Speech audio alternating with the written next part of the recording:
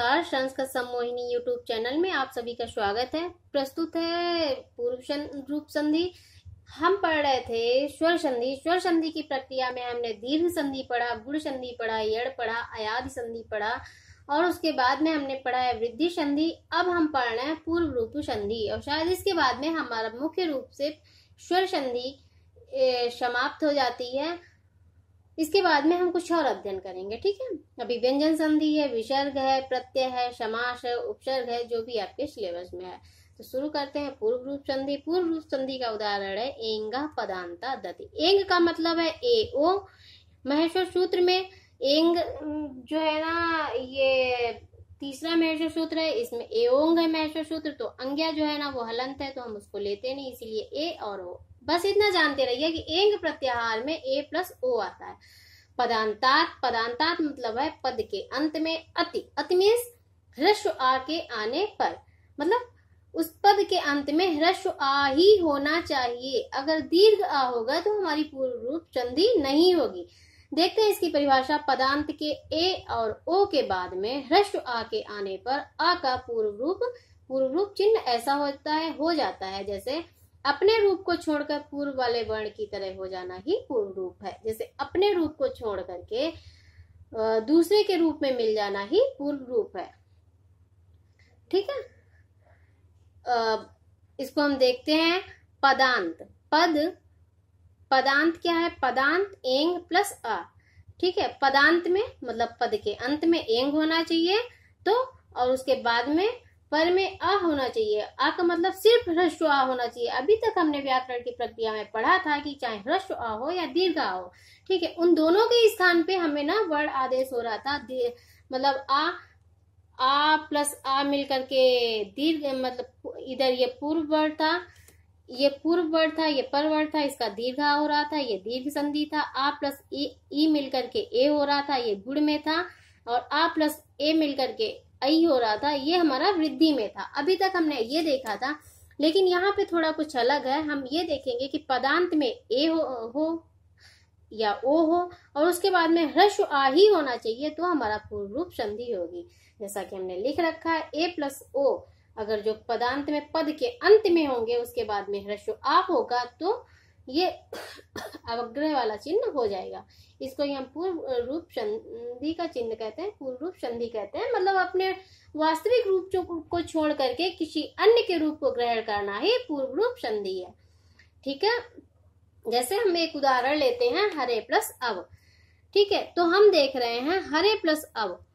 हमने एक संधि पढ़ी थी अयादि संधि, समझाने के लिए बता रही हूं, बाकी कुछ नहीं है। अयादि संधि में हमने पढ़ा था कि ए के बाद में कोई असमान स्वर होगा, ए के बाद में कोई असमान स्वर होगा तो ये असमान ए का समान क्या होगा? आई होगा, लेकिन ये असमान स्वर होगा तो ए के स्थान पे क्या हो जाता है? अब आदेश हो जाता है। लेकिन यहाँ पे ऐसा नहीं है। हमने कहा था ओ के बाद में ये अयादि संधि हमने जो पढ़ी थी वही बता रही हूँ। अयादि संधि में था कि अगर जो ओ के बाद में कोई असमान स्वर होता है तो क्या हो जाता है? अब हो जाता है। लेकिन यहाँ पे हमें पूर्व रूप संधि करनी है हरे, लेकिन यहाँ पे कंडीशन ये थी कि ये पद के अंत में नहीं होना चाहिए, ठीक है। ये पद के अंत में नहीं था।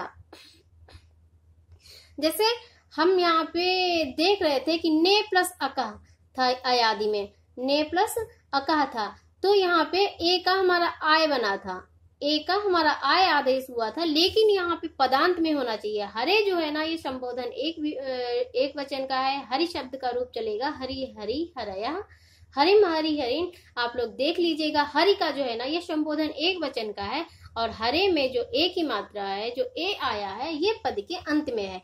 इसी प्रक्रिया में हम देखते हैं कि जब ये और ये जो ह्रस्व आ, ये पूर्व पद में क्या है? ए है और परवर्ण क्या है? आ है।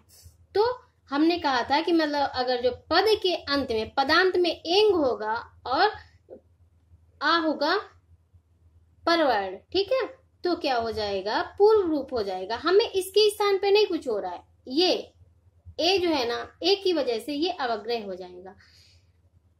अगर जो ये आ ना होता या ये पद के अंत में ना होता तो ये पूर्व रूप संधि नहीं होती, ये अयादि संधि होती, ठीक है।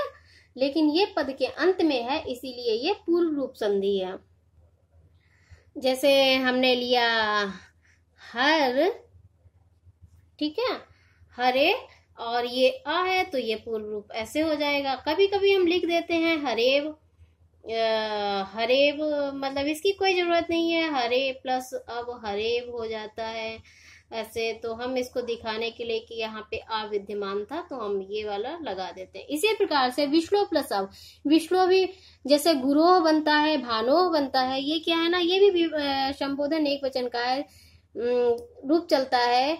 विष्णु विष्णु विष्णु ऐसे ही चला, गुरु गुरु गुरुवाह गुरुम गुरु गुरुन, ऐसे ही विष्णु है, ये भी संबोधन एक वचन का है। तो विष्णु प्लस अब, ये भी पदांत है, पद के अंत में वो आया है, इसीलिए यहाँ पे पूर्व रूप संधि होगी। हमारी आयात संधि की कंडीशन क्या थी, मतलब ए के बाद में अगर कोई असमान स्वर आता है, लेकिन वहां पे ये नहीं कहा था कि पदांत। हमें पूर्व रूप संधि में बस इतना ही फर्क है कि इसमें कह दिया है कि पदांत हो, ए या ओ जो है ना वो पदांत हो, मतलब पद के अंत में हो। ये हमारा प्रॉपर एक पद है, ठीक है, विष्णु है, और इसके बाद में ये ह्रस्व आ है। तो विष्णु प्लस अब हमारा बन जाएगा विष्णु। कुछ नहीं है, ये संधि बस बहुत सरल है, विष्णु। ये जो हमने आ है, हमने ये दिखाने के लिए, हमने ये बताने के लिए, अपनी उपस्थिति दर्ज कराने के लिए अवग्रह बन गया। हालांकि इसका उच्चारण नहीं होता, हम कभी भी इसका उच्चारण करते हैं तो हम करते हैं विश्लोभ, हरेव, हम आ का उच्चारण नहीं कर रहे हैं, ये अवग्रह है। फिर भी इसकी ये उपस्थित दिखाने के लिए ही हमने इसका ये अवग्रह का प्रयोग किया है। इसी प्रक्रिया में हम इसके कुछ और उदाहरण देख लेते हैं। हरे प्लस अब हो जाएगा हरेव, ठीक है। रमा प्लस अब हो जाएगा रमेव।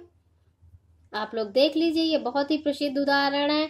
वने प्लस अत्र वनत्र, वनेत्र, ये हो गया अवग्रह का चिन्ह। ये जो आ है ना, ये उपस्थिति दर्ज करवाने के लिए बाल के प्लस अप, मतलब बालक को भी, ठीक है, ऐसे हो जाएगा बाल के भी,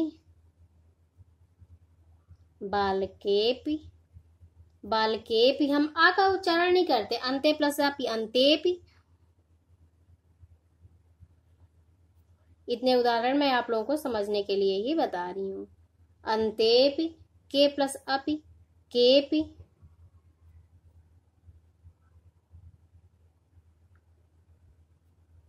के प्लस अत्र केत्र। कहने का मतलब ये है कि इसमें जो है ना, ये पद के अंत में होना चाहिए। कह कऊ के रूप चलता है ना, का कह मीन्स कौन, इसका रूप चलता है कह कऊ के, ठीक है। तो ये के जो है ना, ये हमारा शब्द रूप है, वहीं से लिया गया है। क्योंकि आप ये मत सोचिएगा कि सिंगल है, बल्कि हमारा जो शब्द रूप चलते हैं ता तौ ते, ठीक है। तो ते प्लस अहम, ते हम, इसके लिए आपको जो है ना शब्द रूप जानना पड़ेगा। ते हम, ते प्लस ही अपि, ते पी,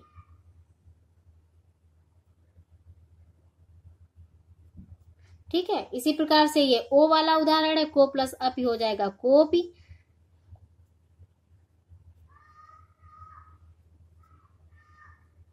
को प्लस अयम हो जाएगा कोयम,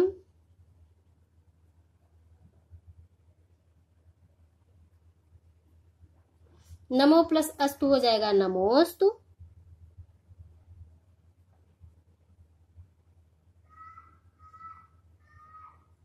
प्रभु प्लस अहम हो जाएगा प्रभु हम,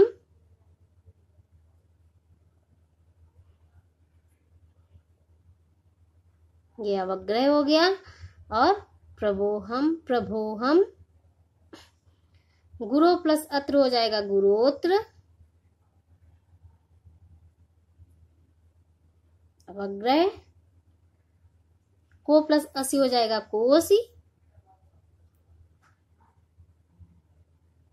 कोसी। प्रभु प्लस अहम हो जाएगा प्रभु हम, प्रभो हम।